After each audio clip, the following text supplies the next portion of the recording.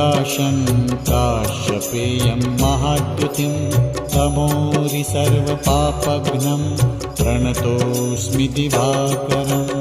ॐ ह्रां ह्रीं ह्रौं स्वः सूर्याय नमः।